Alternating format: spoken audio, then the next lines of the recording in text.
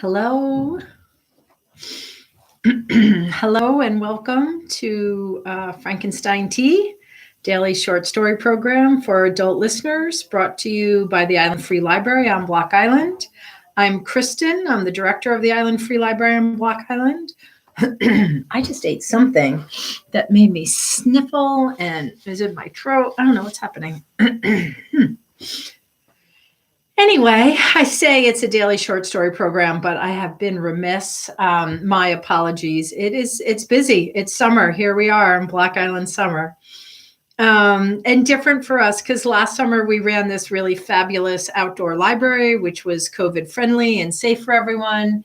And this year we're kind of, finishing up a global pandemic, and trying to figure out how to operate. And everybody else was sort of like, well, we're going to do what we did last year. And we were like, yeah, but last year we weren't open. So it's different for us. So we're busy. We're trying to figure it all out. But I'm here today, and there's my dad, which might mean my brother and Maddie. Hi, everybody. Nice to have you again. How are you? So I've been busy and haven't read, and today marks my 2 weeks since I got my second shot. And so I am, as of right at this moment, fully vaccinated. And that's how long I said I'd do this program, until I was fully vaccinated, which happened to coincide with Memorial Day weekend. So I'm going to read today. Going to probably read Friday and Saturday, and then next week we'll make a new plan. I'm not going to say it's over, but I have found myself busy and pressed for time to find a story and to get on here at 3:00. So, maybe we'll figure something out. Maybe it'll be once a week. Maybe it won't always be me. I'm not sure what the next iteration of this program will be, but it'll be something. So don't totally give up on me, but know that we're working on new plans. We're working on how to deliver deliver this program to you consistently, and we're working on a plan for that. But for today, how about some Ray Bradbury? I think that makes my father happy, and I like that. Maybe other listeners out there will enjoy some Ray Bradbury. He's prolific. We have 2 volumes of books this size with his stories. My dad says yes to Ray Bradbury. So we have 2 volumes of this book. So, pretty much I can crack a book open and read something. I like to pre-read it though. So I just read this one. I'd never heard this story. I'd never read this story, but I just read it, and I'm going to read it to you. I'm going to try this. I'm worried that I don't have the name quite right, and I think it's important to the story. Having just read the story, I know it's important to the story, so I hope I have it right, and my apologies if I'm screwing it up. We're going to try. This is Ray Bradbury on Frankenstein Tea, Thursday, May 27th, 2021.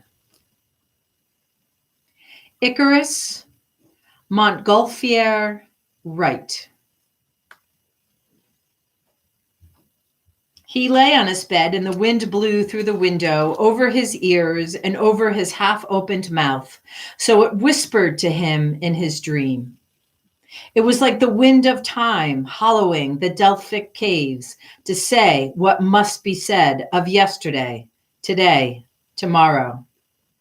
Sometimes one voice gave a shout far off away, sometimes 2, a dozen. An entire race of men cried out through his mouth, but their words were always the same. Look, look, we've done it. For suddenly he, they, one or many, were flung in the dream and flew. The air spread in a soft, warm sea where he swam, disbelieving. Look, look, it's done. But he didn't ask the world to watch. He was only shocking his senses wide to see, taste, smell, touch the air, the wind, the rising moon.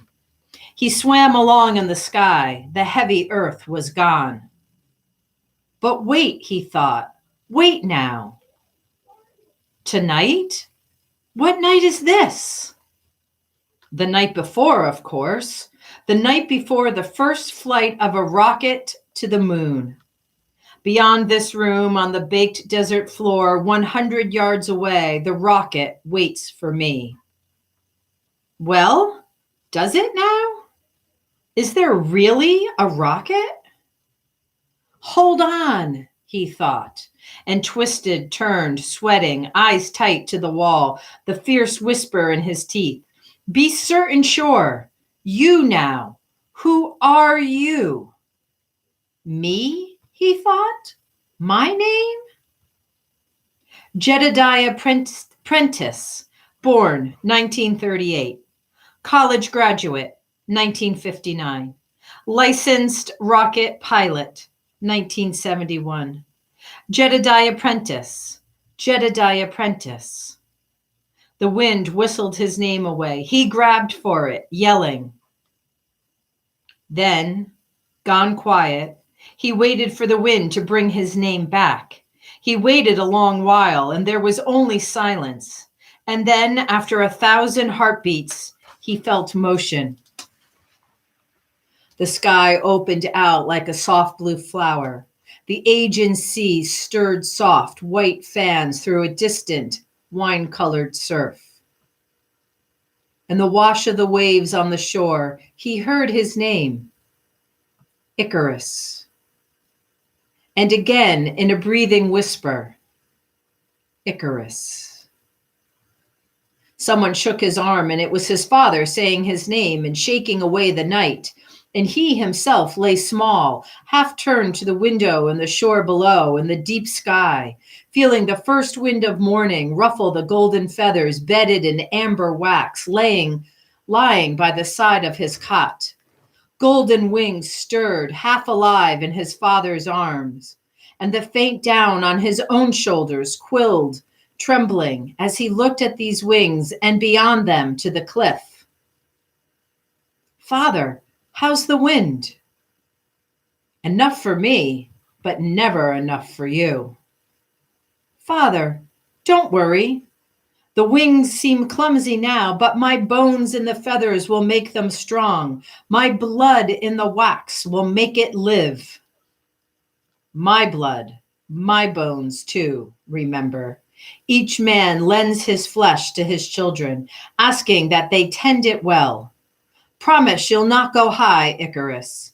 The sun, or my sun, the heat of one, the fever of the other, could melt these wings. Take care. And they hurried the splendid golden wings into the morning and heard them whisper in their arms, whisper his name or some name that blew, spun, and settled like a feather on the soft air. Montgolfier. His hands touched fiery rope, bright linen, stitched thread gone hot as summer. His hands fed wool and straw to a breathing flame. Montgolfier. And his eyes soared up along the swell and sway, the oceanic tug and pull, the immensely wafted silver pear still filling with the shimmering tidal airs channeled up from the blaze. Silent as a god tilted slumbering above French countryside, this delicate linen envelope, this swelling sack of oven-baked air would soon pluck itself free, drafting upward to blue worlds of silence. His mind and his brother's mind would sail with it, muted, serene among island clouds where uncivilized lightning slept. Into that uncharted gulf and abyss where no bird song or shout of man could follow, the balloon would hush itself. So cast adrift he, Montgolfier, and all men might hear the unmeasured breathing of God and the cathedral tread of eternity. Ah! He moved, the crowd moved, shadowed by the warm balloon. Everything's ready. Everything's right. Right. His lips twitched in his dream. Right. Hiss, whisper, flutter, rush, right. From his father's hands, a toy jumped to the ceiling, whirled in its own wind, suspended while he and his brother stared to see it flicker, rustle, whistle, heard it murmuring their names. Right. Whispering, wind, sky, cloud, space, wing, fly. Wilbur? Orville? Look, how's that? Ah. In his sleep, his mouth sighed. The toy helicopter hummed, bumped the ceiling, murmured eagle, raven, sparrow, robin, hawk. Murmured eagle, raven, sparrow, robin, hawk. Whispered eagle, whispered raven, and at last, fluttering to their hands with a susurration, a wash of blowing weather from summers yet to come, with a last whir and exhalation, whispered hawk. Dreaming, he smiled. He saw the clouds rush down the Asian sky. He felt the balloon sway drunkenly, its great bulk ready for the clear running wind. He felt the sand hiss up the Atlantic shelves from the soft dunes that might save him if he, a fledgling bird, should fall. The framework struts hummed and chorded like a harp, and himself got caught up in its music. Beyond this room, he felt the primed rocket glide on the desert field, its fire wings folded, its fire breath kept, held ready to speak for 3 billion men. In a moment, he would wake and walk slowly out to that rocket and stand on the rim of the cliff, stand cool in the shadow of the warm balloon, stand whipped by tidal sands drummed over Kitty Hawk, and sheath his boy's wrists, arms, hands, fingers with golden wings in golden wax, and touch for a final time the captured breath of man, the warm gasp of awe and wonder, siphoned and sewn to lift their dreams, and spark the gasoline engine, and take his father's hand and wish him well with his own wings, flexed and ready, here on the precipice. Then whirl and jump. Then cut the cords to free the great balloon. Then rev the motor, prop the plane on air, and crack the switch to fire the rocket fuse. And together in a single leap, swim, rush, flail, jump, sail, and glide, upturned to sun, moon, stars, they would go above Atlantic, Mediterranean, over country, wilderness, city, town, in gaseous silence, rifling feather, rattle drum frame, in volcanic eruption, in timid, sputtering roar, in start, jar, hesitation, then steady ascension. Beautifully held, wondrously transported, they would laugh and cry, each his own name to himself, or shout the names of others unborn or others long dead and blown away by the wine wind, or the salt wind, or the silent hush of balloon wind, or the wind of chemical fire. Each feeling the bright feathers stir and bud, deep buried and thrusting to burst from their riven shoulder blades. Each leaving behind the echo of their flying, a sound to encircle, recircle the earth in the winds, and speak again in other years to the sons of their sons, asleep but hearing the restless midnight sky. Up, yet farther up, higher, higher. A spring tide, a summer flood, an unending river of wings. A bell rang softly. No, he whispered, I'll wake in a moment. Wait. The Asian slid away below the window, gone. The Atlantic dunes, the French countryside, dissolved down to the New Mexico desert. In his room, near his cot, stirred no plumes in golden wax. Outside, no wind-sculpted pear, no trap drum butterfly machine. Outside, only a rocket, a combustible dream, waiting for the friction of his hand to set it off. In the last moment of sleep, someone asked his name. Quietly, he gave the answer as he had heard it during the hours from midnight on. Icarus Montgolfier Wright. He repeated it slowly so the questioner might remember the order and spelling down to the last incredible letter. Icarus Montgolfier Wright. Born 900 years before Christ. Grammar school, Paris, 1783. High school, college. Kitty Hawk, 1903. Graduation from Earth to Moon. This day, God willing, August 1st, 1971. Death and burial, with luck, on Mars, summer 1999, in the year of our Lord. Then he let himself drift awake. Moments later, crossing the desert tarmac, he heard someone shouting again and again and again. And if no one was there, or if someone was there behind him, he could not tell. And whether it was one voice or many, young or old, near or very far away, rising or falling, whispering or shouting to him all three of his brave new names, he could not tell either. He could not turn to see. For the wind was slowly rising, and he let it take hold and blow him all the rest of the way across the desert to the rocket which stood waiting there.